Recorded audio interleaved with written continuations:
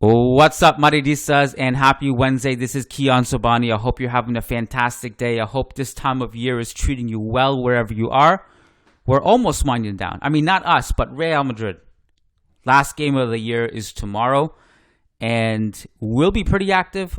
Apart from like the 24th, 25th, those 2 days, even psychopaths like us will be with our families. But throughout the holidays, excuse me, getting a little bit emotional talking about the holidays. Throughout the holidays, we'll be pretty active. So at the very least, 2 episodes per week, we'll still throw them out.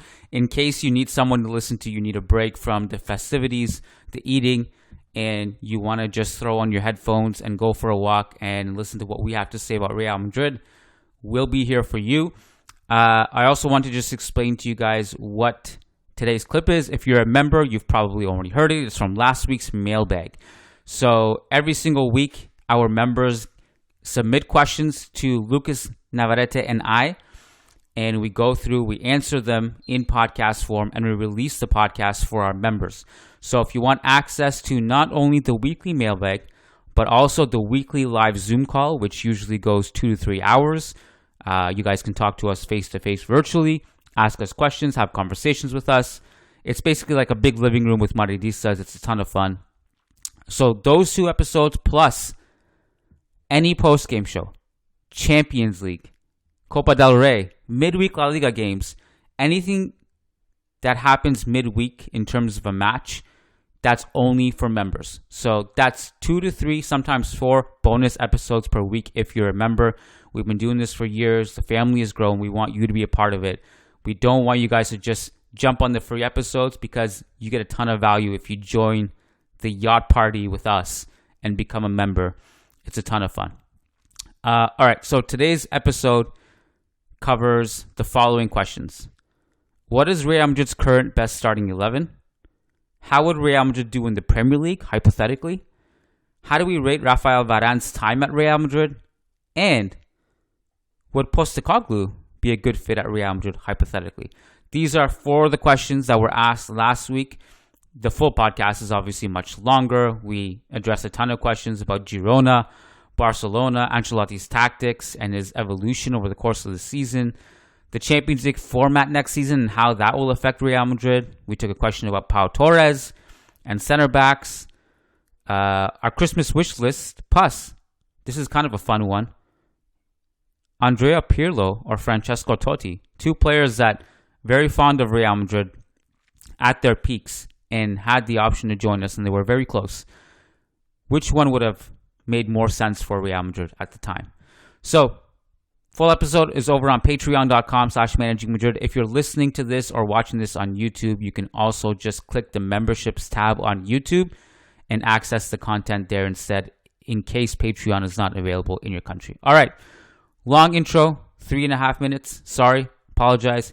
Here's the clip. Enjoy it.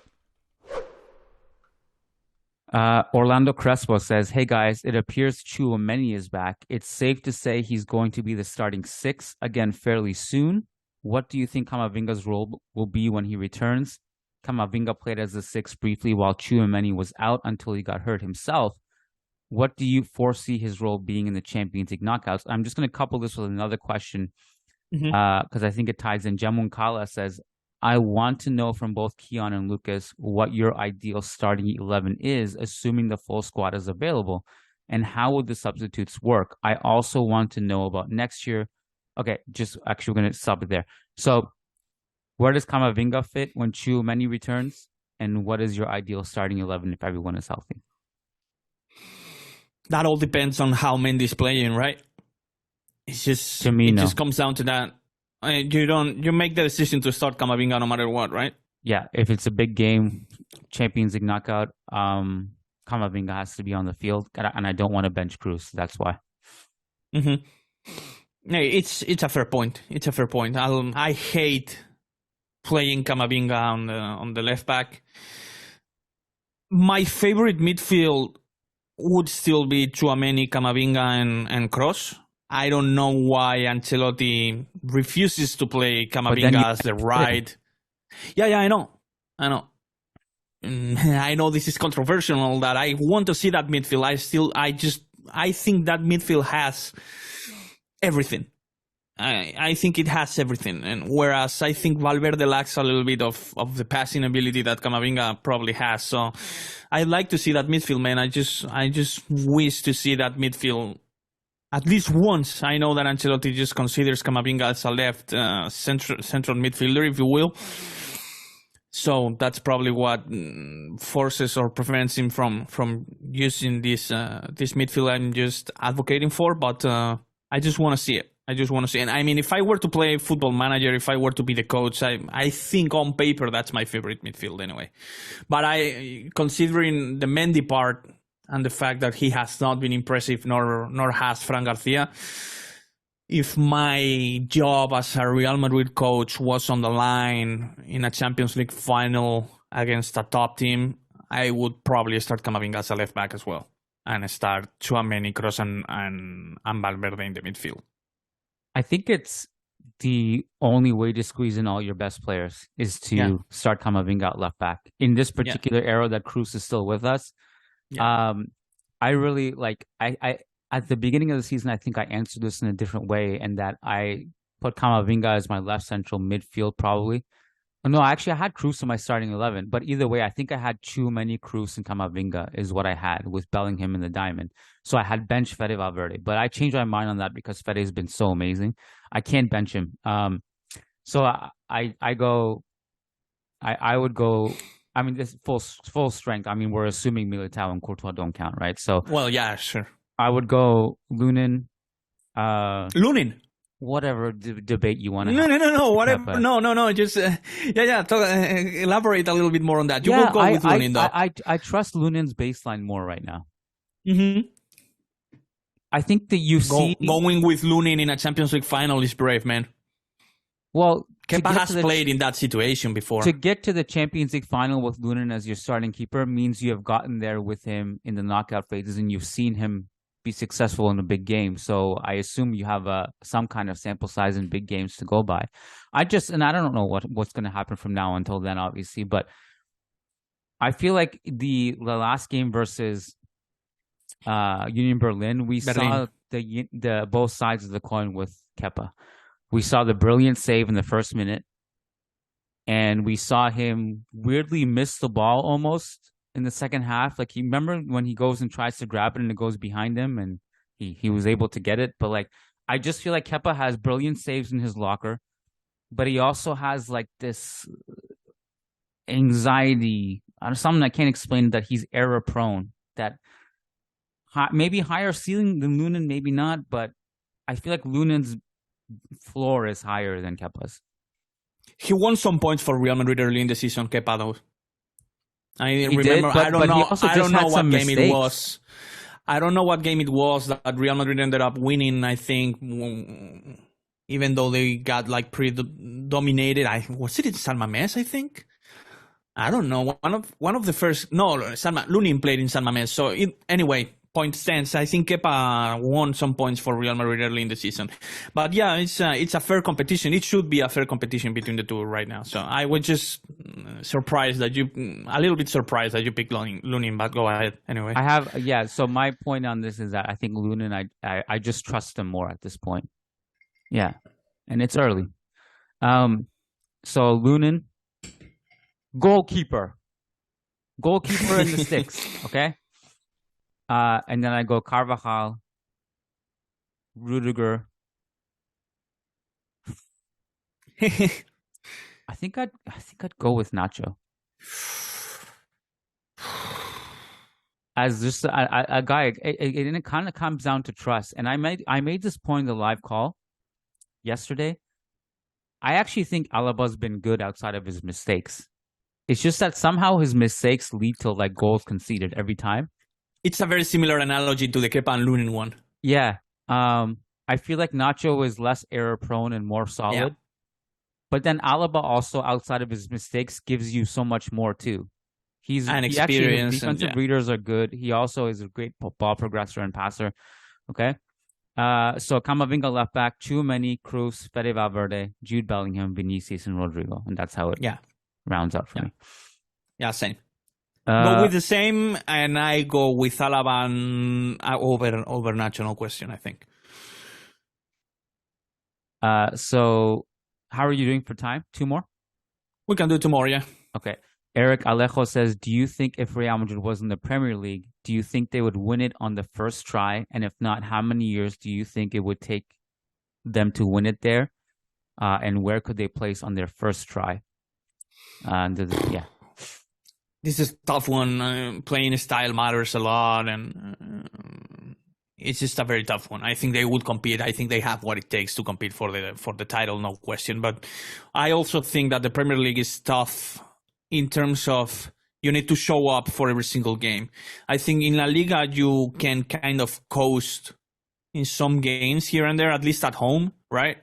Whereas I think the Premier League is a little bit tougher in that regard. I think it's tougher to be to be consistent in the Premier League. I think it's tougher to win every single game, right, against the smaller teams. I think the smaller teams are tougher in the Premier League than in La Liga. That's my take. I think the mid-table teams in the Premier League are way tougher to beat than the mid-table teams in La Liga. I think it was the opposite years ago, by the way, mind you. I think they have quality players now. They have good structure. They play with with crazy intensity. I think that's not the case in La Liga often. Intensity is higher. Intensity is way higher. Physicality is way higher. So all those things would be maybe tough for Real Madrid to adapt. But I think they definitely have what it takes to compete on the first try. I don't know if this is a hot take. I think we would do better in the Premier League than we do in La Liga. Because of the counter-attacking, the defending is poor. It's more open. What our biggest complaint in La Liga is that all these small teams in La Liga, low block and violent. They kick the shit out of us and defend, and it's like, fuck, man. Like, how do you... If you complain about violence, though, get ready for England's physicality. I mean, that's not... I mean, you won me, and I'm definitely standing with you on the counter-attacking part. I think Real Madrid will have an easier way attacking Premier League defenses because teams don't rely on low blocks as often as La Liga teams. But if we're talking about physicality and quote-unquote violence, wow, Premier League is on a different level, man. What's our track record against English teams, like, all time? It's pretty amazing. I mean, like, apart from, like, you know, you go back to, like, the Liverpool 2009 and then Manchester City a couple times. But, I mean, from game in, game out, I think I would trust us in the Premier League. I actually would. I feel like English teams just don't do well in Europe, period. This whole best league in the world, man. Let me see it. Let me see It's different. Where are your teams? It's different. Look at what happens when, and again, another basketball analogy. Look at what happens with Team USA whenever they don't take a tournament very seriously in terms of their squad list and all that. It's just a different sport, man. But that's not what's happening in the Champions League. They're taking it seriously. No, I know. No. Yeah, but I just meant about, translating one context to a different context, different kind of, not even rules, because the rules of football are the same, but you can definitely sense that American players struggle against full court pressure and all that, right, in FIBA tournaments. So I think a similar analogy happens for the English teams whenever they facing teams who can control the ball, kind of take away their pace and the pace that they want to play at. So I think it's just you cannot compare, and it's very difficult for me to translate what would happen with the Premier League teams in La Liga or vice versa. I think it would be tough to compare. I mean, I'd love to see us. I mean, look. It's one thing to talk about the Premier League big teams, and then there's the teams that are actually good. Like there's the big teams like Manchester United and Chelsea that I would be more than comfortable playing against, and then there's like maybe like the Aston Villas right now and the Arsenals that I think maybe would give us more trouble, but I would still trust our chances against them. I don't know. It's an interesting thought exercise, and it's something that I would love to see one day, but I don't think will ever happen. Ironically, this new Champions League format actually gives us maybe more of a chance to see that, but it's not really quite that either because, it would be the luck of the draw and where you end up. We almost saw it with Florentino's Super League, and that's a dead dream, it seems. All right, second question from Eric Alejo. How do you rate Rafael Varane's time at Real Madrid? Very good. 8 out of 10, 9 out of 10 even. I could reach. I mean, he started in all those Champions League. I know he didn't start in Milan, right? In La Undécima. I think Pepe started that one and made that silly penalty on Griezmann. Yeah, so, he was behind Pepe for not in Lisbon though, because Pepe was hurt. Pepe was injured. Yeah, exactly. But he was kind of behind Pepe, as you mentioned, until in La Undécima. But yeah, very, very, very solid, man. 8 out of 10, 9 out of 10, even considering that he recovered from an ACL injury. So very good, just very good. I think I had him top 7, hit the 7th best center back we ever had. 7th. 7th, yeah. You have ahead of him. Who do I have Hierro, ahead of him? Pepe, Ramos. Well, Pepe ahead of him? Yeah. Yeah, I agree. Pepe, Ramos, Hierro, Sanchez maybe. Sanchez, Santa Maria 5. Mm-hmm. Who was the other one I had there? Can't remember. I'd have to go back. It gets kind of arguable from there, though. I had someone else ahead of him, but 7th or so is where I mean, he was amazing for us for the majority of his tenure. There was a third question that we can just entertain from Eric. If you guys played football as a kid, how close was the chance of you guys going pro? 0. Just non-existent. I have better odds at, I don't know, visiting the moon on a rocket ship. When I was a kid, like, I thought I was the GOAT of both basketball and football. Like, I'm serious. I thought I was going to be somehow simultaneous GOAT and make history. I was going to, I had a huge plan. I was like, I'm going to conquer basketball first, win a few championships, and I'm going to transition to football, like the way Michael Jordan did with baseball, but then actually be good at football and win titles with Real Madrid. That was my level of delusion. But I had no chance. But I think part of the reason why so many kids around the world feel that way, the way I did, is because, like, for example, in elementary school and basketball, I was literally it was insane. I was schooling these kids. Fadeaway jumpers, the 3-point line was layup for me. Like, I was killing people.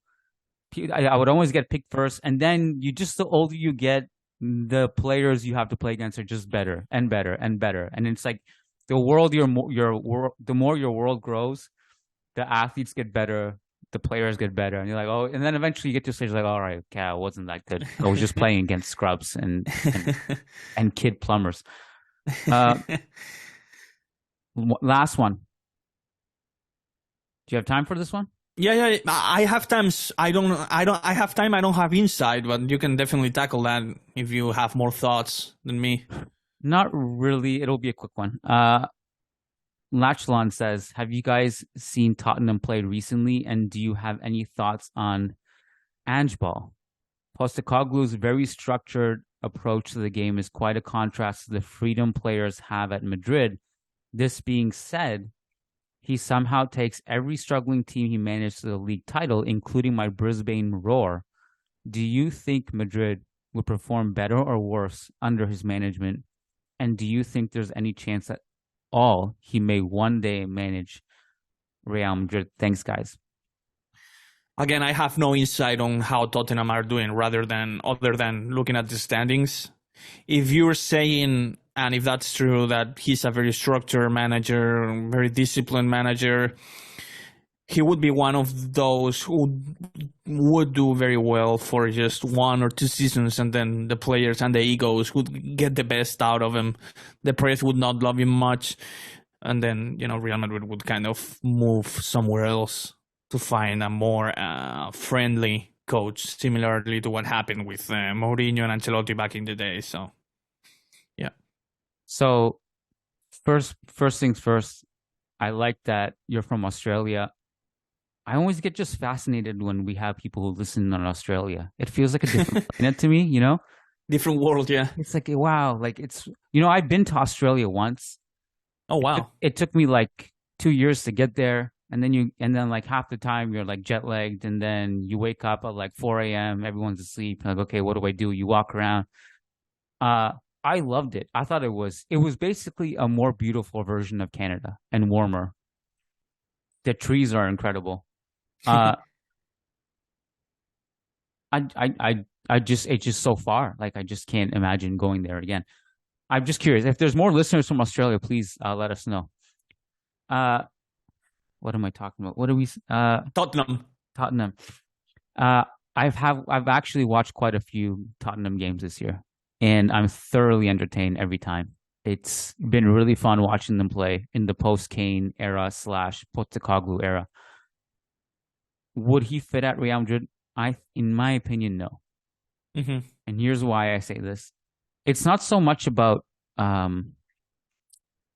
just the what is the word that Lachlan uses, um, structured approach.